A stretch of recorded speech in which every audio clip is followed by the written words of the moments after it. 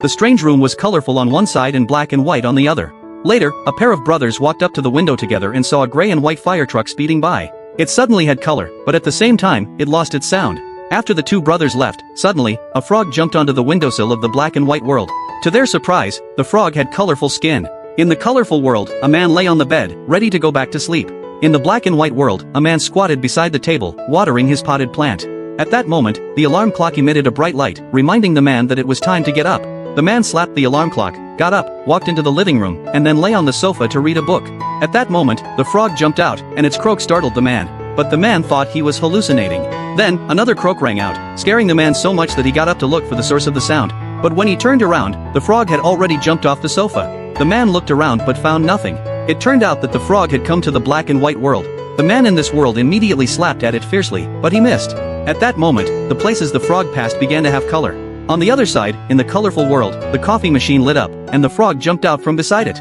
The man saw this and was about to touch it when the frog croaked again, surprising the man. Suddenly, the frog jumped onto the table, then knocked over the cereal snacks, and entered the black and white world. Instantly, the snacks and cereal began to have color. The man in this world, seeing the frog coloring his home, picked up a cup, intending to catch the frog. But at that moment, the frog jumped onto the tabletop and turned on the television. For the first time in the black and white world, the TV had color. Seeing the frog approaching his journal, the man hurriedly ran over to take it away. Meanwhile, the man in the colorful world was happy because the television finally had sound. At that very moment, the frog kept running away and then jumped onto a Newton's cradle. The man heard another sound and next, it jumped onto the printer, and countless sheets of paper flew out.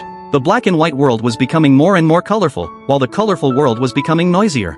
Then, the man suddenly covered his ears and ran back to the room, burying his head under a pillow. On the other side of the room, the other man was still chasing the frog. Looking around, he quickly shielded his beloved potted plant. Then, he sat on the bed, and the entire room became quiet. At that moment, the frog began to play music.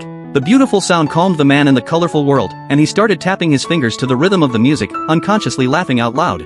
Meanwhile, the other man had also accepted the color in his body and took the initiative to color his beloved potted plant. At this moment, the barrier between the two rooms disappeared.